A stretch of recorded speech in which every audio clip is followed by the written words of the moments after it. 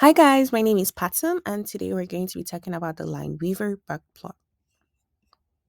Have you ever wondered how scientists figure out how fast enzymes work or how strong an inhibitor is? Well, back in 1934, two very brilliant scientists, Lineweaver and Burke, came up with a clever trick to turn a curvy, confusing graph into a perfect straight line. Now let's dive into the world of the Burke plot. Enzymes are like tiny biological robots, always working hard to speed up chemical reactions. As you give them more substrate to work on, the reaction gets faster and faster, but only up to a point. Eventually, the enzymes become saturated and the reaction speed levels off. The top speed is called the Vmax, which is the maximum velocity the enzyme can reach. Although the Menten graph was a really pretty graph, it was curved, and curves always make things harder to read and understand.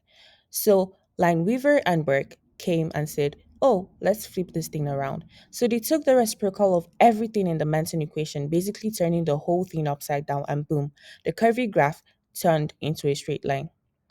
And just like that, the y equals mx plus b line from math class just boom. So the y-axis now shows the reciprocal of velocity, which is written as 1 over v, and the x-axis shows the reciprocal of the substrate concentration. The slope is km divided by vmax. The y-intercept is 1 over vmax, and the x-intercept is negative 1 over km.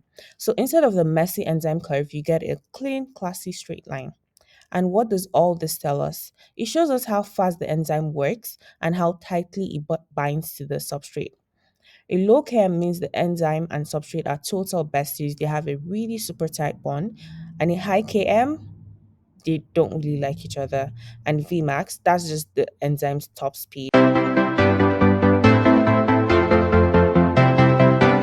So now we're getting to the interesting part.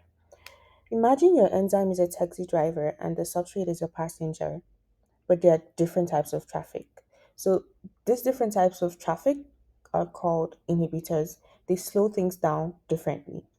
So let's see what kind of plots we have for each type of inhibitors. So on the very top left, we have competitive inhibition. So a competitive inhibitor competes for the same parking spot, which is the enzyme's active site. So the enzyme can still reach full speed. The Vmax does not change, but it takes more substrate to get there, so the Km increases. So the lines intersect on the y-axis because Vmax is constant. And on the very top right, we have uncompetitive inhibition. So here, the inhibitor only binds after the substrate is already attached. So kind of like a traffic jam that happens only once the passenger is already in the car. This slows everything down and makes binding seem easier. Both Vmax and Km decrease, so there's no intersection. On the bottom left, we have mixed inhibition. Now, this one's a bit trickier. The inhibitor can bind to the enzyme with or without the substrate, but it affects its situation differently.